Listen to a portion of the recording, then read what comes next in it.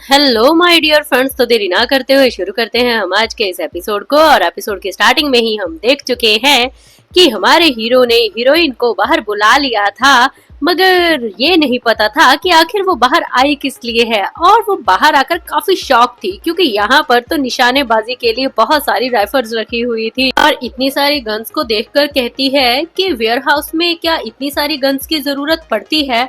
और तभी हमारे हीरो एक सर्वेंट को देखकर कहते हैं कि तुम्हारा बहुत बहुत शुक्रिया, अब तुम यहाँ से जा सकते हो। और वो वहाँ से चला जाता है। और हमारी हीरोइन बेचारी बैठकर यही सोच रही थी कि इसने मेरी बात का जवाब नहीं दिया, और मुझे तो लगा था कि हम लोग वॉक पर जाएंगे या हॉर्स राइडिंग के लिए, मगर यहाँ तो कुछ और ही मंजर है। तभी जब वो अपने ख्यालों में खोई हुई थी, हमारे हीरो पीछे पलट कर देखते हैं और कहते हैं कि क्या तुमने कभी गन चलाई है। और वो एकदम से घबरा जाती है और कहती है कभी नहीं। अब मैंने कभी ऐसा सोचा भी नहीं है कि मैं कभी गन को टच भी करूंगी, सच में यकीन मानो मेरा। और उसकी ऐसी घबराहट को देखकर हमारे हीरो कहते हैं कि तुम ये क्या कह रही हो, लगता है तुम कुछ गलत समझ गई हो। और तभी फिर हमारी हीरोइन कहती है कि मैं गलत समझ गई हूँ, मगर मुझे मारना ही किसे है, मुझे किसी को शूट नहीं करना। और तभी हमारे हीरो कहते हैं कि देखो तो आज मौसम कितना प्यारा है, वैसे भी ऐसा मौसम रोज रोज नहीं मिलता, अगर आज मिला है तो इसका फायदा उठा लेना चाहिए, क्योंकि आज नहीं तो फिर कब। और तभी फिर वो ओडिटे की तरफ देखते हैं और कहते हैं कि ओडिटे इधर आओ मेरे पास। और तभी हमारी हीरोइन एकदम से शांत होकर कहती है कि मैं कुछ ज्यादा ही गहरी तरीके से सोच रही थी, शायद वो इस बारे में नहीं बात कर रहा था कि मुझे उसे मारने के लिए गन तो नहीं चाहिए ना, असल में तो वो यही सोच रही थी। मगर तभी फिर वो आगे आती है और हमारे हीरो उसे गन पकड़ा कर कहते हैं कि ये काफी पुरानी है, मगर प्रैक्टिस के लिए ये काफी है। और तभी हमारी हीरोइन उसको पकड़कर एकदम से देखने लगती है कि ये सच में हैवी है। हमारे हीरो कहते हैं क्या ये ज्यादा हैवी है, और वो कहती है हाँ थोड़ी सी तो है। और ये बात सुनकर हमारे बस्तियां कहते हैं चलो पर आज के लिए काफी है। ऐसे करते हैं कि मैं तुम्हें बताता हूँ कि ये पहले काम कैसे करती है, और फिर वो हर एक चीज को बारीकी से समझाने लगता है। ये यहाँ से होता है, इसको चालू यहाँ से करते हैं, मतलब काफी अच्छे तरीके से हमारे हीरो उस राइफल के बारे में अच्छे से एक्सप्लेन करते हैं हमारी हीरोइन को। और ओडिटे भी काफी अच्छी तरीके से हर एक चीज को सुन रही होती है, जैसे कि वो हमेशा ही अच्छी स्टूडेंट रही है। और तभी फिर उसे कुछ चीजें समझ नहीं आती, और वो हमारे हीरो को रोकते हुए कहती है कि एक मिनट रुकना, मुझे ये वाली चीज जरा समझ में नहीं आई, क्या तुम मुझे दोबारा से एक्सप्लेन कर सकते हो। और ये बात सुन के हमारे हीरो फिर एकदम से चुप हो जाते हैं और कुछ सोचते हुए कहते हैं कि लगता है मैं कुछ ज्यादा ही तेज समझा रहा था, मुझे तुम्हें धीरे धीरे समझाना चाहिए, है ना। चलो मैं तुम्हें दोबारा बताता हूँ, ये ऐसे है, ये वाला पार्ट को हम इस तरीके से यूज करेंगे। और वो इतने प्यार से समझा रहा था कि हमारी हीरोइन तो उसे देखकर एकदम से अपने ख्यालों में गुम हो जाती है और सोचने लगती है कि ये सच में कितना प्यारा और अच्छा टीचर है, ये बहुत अच्छे तरीके से समझा रहा है। और फिर हमारे हीरो कहते हैं लगता है मैंने तुम्हें अच्छे से सब कुछ समझा दिया है, वैसे गन हमेशा तुम्हारी हिफाजत नहीं कर सकती, मगर फिर भी वो एक पॉकेट नाइफ से तो ठीक है। और तभी हमारी हीरोइन को याद आता है उस दिन का वाकया, और वो सोचने लगती है कि क्या तुम्हें अभी तक वो दिन याद है, मतलब कि वो नाइफ।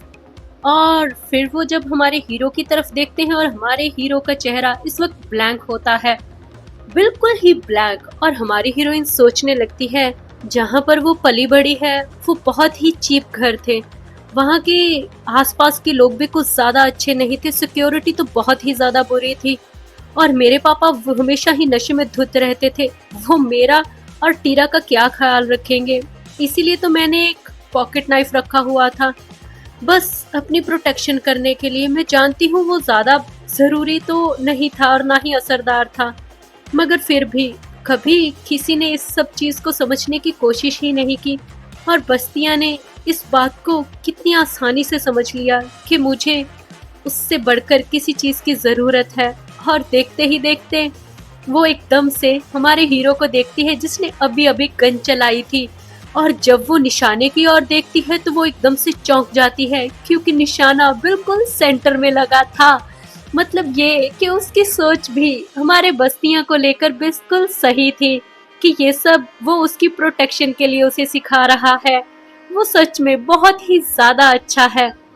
वो मन ही मन कहीं ना कहीं बस्तियों की तारीफ कर रही थी और तभी हमारे हीरो पलट कर देखते हैं और उसे वो राइफल पकड़ा कर कहते हैं कि ये लो पकड़ो, अब तुम्हारी बारी है।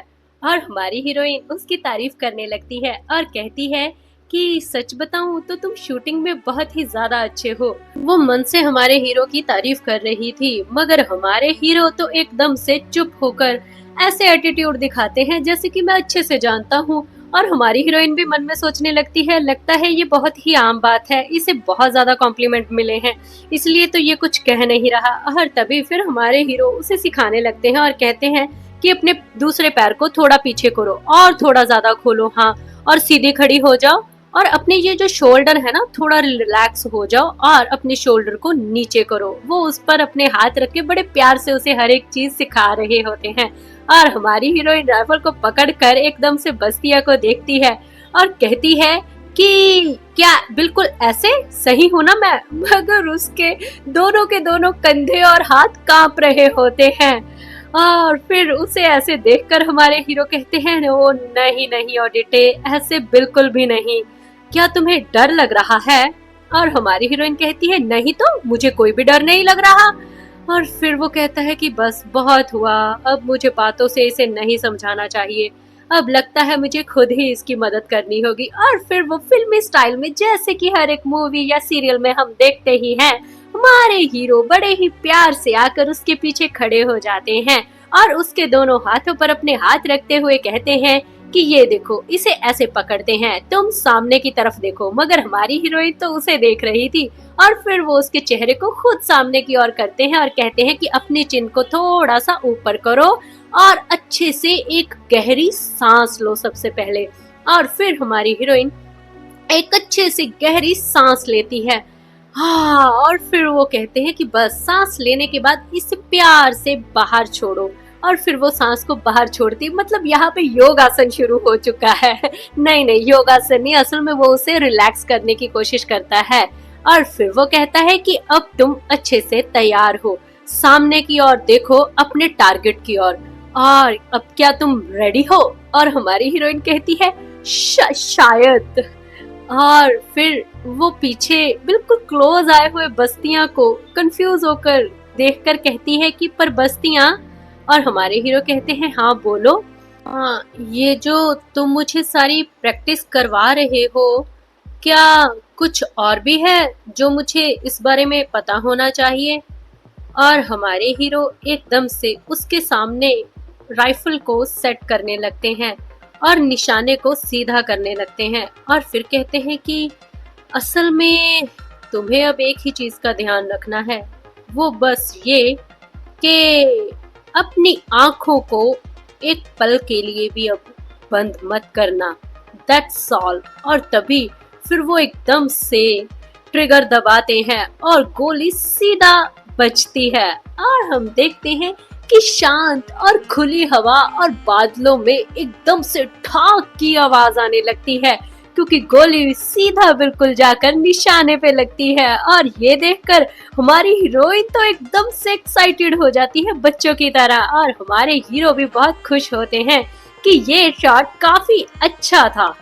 और इसके साथ ही हमारा सीन शिफ्ट होता है दूसरी तरफ। यहाँ पर हम देखते हैं बस्तियां की स्टेप मदर काफी ज्यादा गुस्से में होती है। जो रेलवे का कॉन्ट्रैक्ट हमारे हीरो ने इनसे छीन लिया है, उसकी वजह से वो अपने गुस्से को रोक नहीं पाती और वो यही सोच रही थी कि बस्तियां किस तरीके से उनका रास्ता रोक रहा है और वो अपने पापा की कंपनी को इस तरीके से कैसे बर्बाद कर सकता है, क्योंकि वो उसके पापा की नहीं, मेरे भी पापा की कंपनी है। इस तरीके से मेरा बेटा चुपचाप फ्रांस बैठा इस सिचुएशन में कुछ भी नहीं बोल रहा। हाँ, वो तो अपनी मंगेतर को भी निग्लेक्ट करे जा रहा है, जिसकी वजह से वो बोल रहे हैं कि वो इस रिश्ते के बारे में दोबारा सोचना चाहते हैं।